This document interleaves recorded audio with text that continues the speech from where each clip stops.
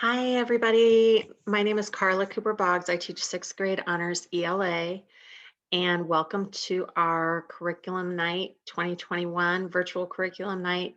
Thank you so much for coming and watching your students' various teacher videos. If you have any questions at all after you watch my video, please send me an email or have your child ask me. I will be happy to get the answer to you as soon as I possibly can. So we're going to go through this slideshow. Hopefully it won't take too long. First things first, Class Dojo. So please, if you haven't already, please get registered on Class Dojo. It is our Team Earth. It's going to be our main way of communicating with parents this year. So we will post announcements on there. We'll repost school announcements. We will let you know about upcoming assessments, anything that your child needs to bring into school, anything at all that we need to communicate to parents, we will put on Class Dojo. So please get registered on there. Now, here is the QR code. So if you scan this QR code, it should take you right to the place where you can register for Class Dojo. If you have any issues with this, just again, email me or tell your child to let me know, and I can get you the whatever information you need to get you registered on Class Dojo. But that's a top priority.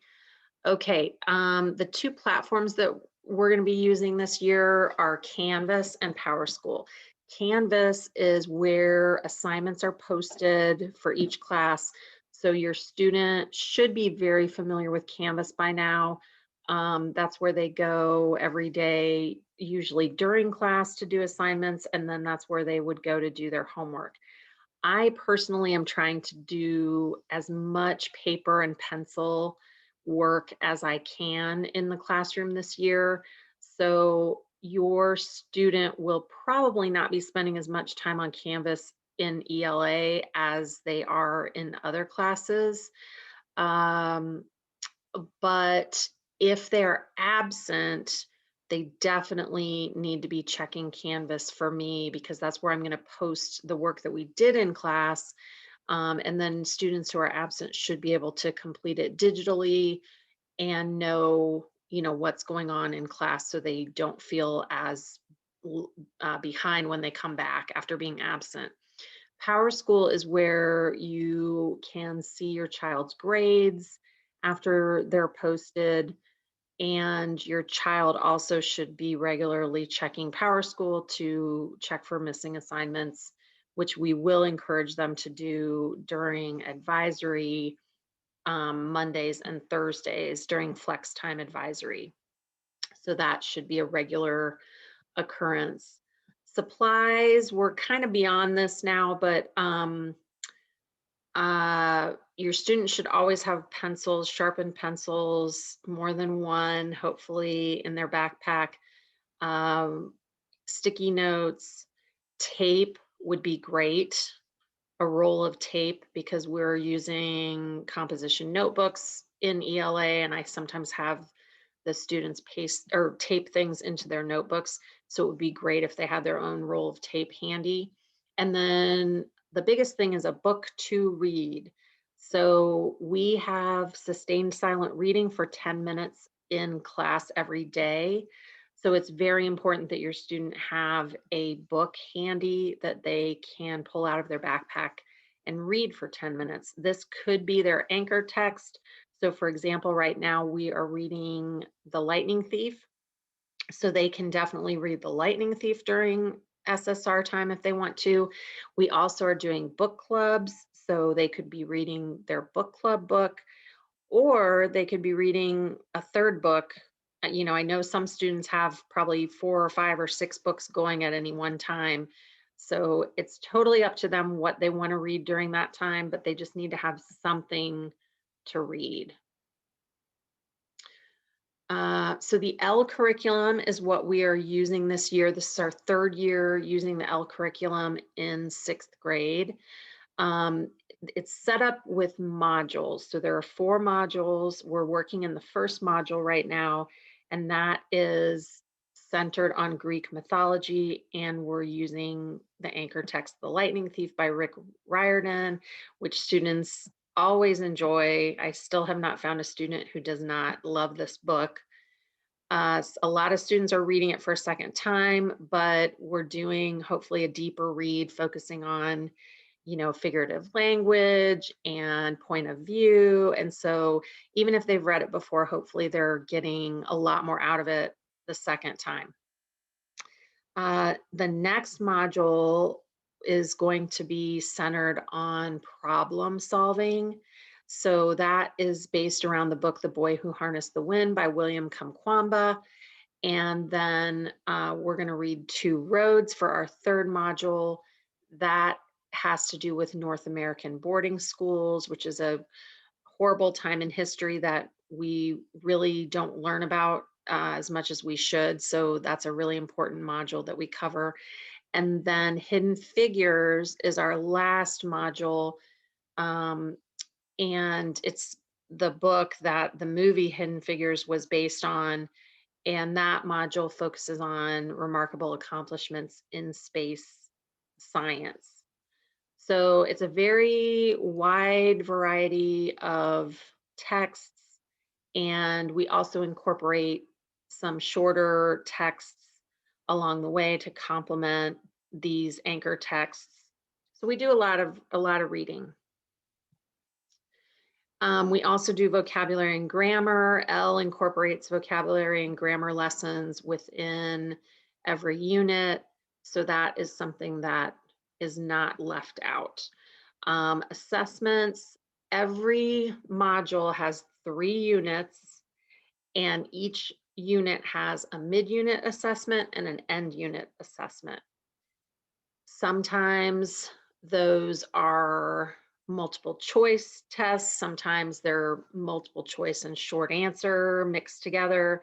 Sometimes it's an essay. Sometimes it's a project. So the curriculum includes a variety of assessments, which I think is great. And here's the grading scale, pretty standard grading scale. So CMS has a new grading policy this year. We have 3 categories of assignments. So perform assessments are going to add up to be 50% of your students' grades. And these obviously include the larger assessments like the mid and end unit assessments, essays, projects, big things that students do at the end of a unit or in the middle of a unit. Rehearse assessments are going to be 30% of your students' grades. And those are things like just daily work in class, quizzes, and then prepare assessments are going to be worth 20% of your students' grades. And those are things that are probably more like completion grades, warm-ups, exit tickets, things that don't necessarily require much feedback. So the important thing, another important thing is that students may retake perform assessments. So if a student is not happy with their grade on a perform assessment, they may retake the assessment after completing a re-looping activity that I assign. So that will be given, a few days before the retake, and then students will have time to complete that either in class or during flex time advisory. Makeup work, when a student's absent, they have 5 days to make up missing work. So they need to stay on top of things on Canvas, see what's going on in class when they're absent, try to complete work if they feel up to it while they're out. So when they come back, they aren't as far behind. They're always welcome to email me if they're out, or you are welcome to email me if your child's out to see what they're missing, or if you have any questions about how they can keep up. Late work, students may turn in late work until 1 week after each end unit assessment. So this is a little different from last year. But students, so for example, we're going to be doing our end unit assessment for unit 1 this week. So say we do the assessment Friday, then students would have until the next Friday to turn in any late work from this entire unit. But after that, after the 1 week period is over, I would not accept any more late work from this unit. And then we've moved on to the second unit, and the same thing would happen at the end of the second unit. And then the same thing would happen at the end of the third unit. And if things are late, then 2 points will be deducted for each day that the assignment is late. So how can you be involved in your students' education, keeping track of what's going on? There are a few different ways that we would love for you to do this. Number one, again, connect with Class Dojo. Please get on Class Dojo and email me if you are having trouble doing that, and I will help you. Also become an observer on Canvas. So your student may be able to help you do this, or if you need help, you can contact me again. But you want to get on Canvas and sign up as a parent observer. That way you can log on anytime. You can see your students' assignments. You can see if anything's missing. You can follow what they're doing. You can see announcements that I might post in Canvas.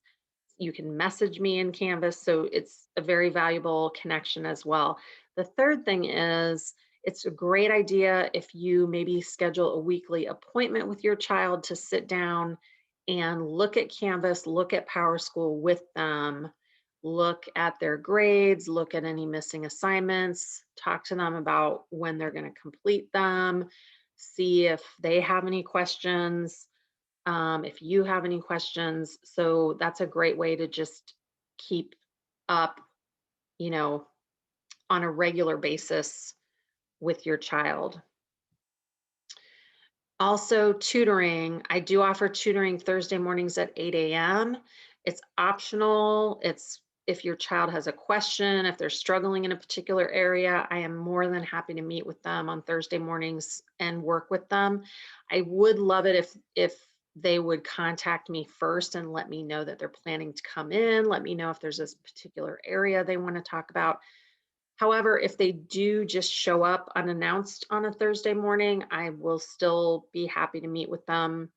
Just it would be more beneficial for them if they, if I know ahead of time what they want or need to work on. And here is my email address. And you may also just go to the Community House website and you should be able to find my name and click on that. And then you can send me an email through that system too if you misplace this email address. But again, please, please, please feel free to contact me anytime with any question.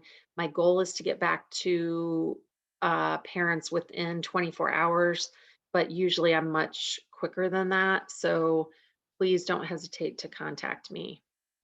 And the last thing is there's a Google form here. If you have any questions after you watch the videos from Team Earth, if you have any questions, anything that was left unanswered for you, please click on the Google form and just type your question in and submit it. We are going to put together an FAQ document. So if we have, several parents asking the same question, we can put an answer in the document, and then we'll just send the document out to everybody. So please, please, please don't hesitate to open that Google form and ask any questions that you have. So thank you so much for watching my video. So far, it's already been a great year. It's been so good to be back in the classroom and see at least part of all of the children's smiling faces. And I think they're really enjoying being back too, which is nice to see. So I'm looking forward to a wonderful year. And again, just let me know if you have any questions. Thank you so much.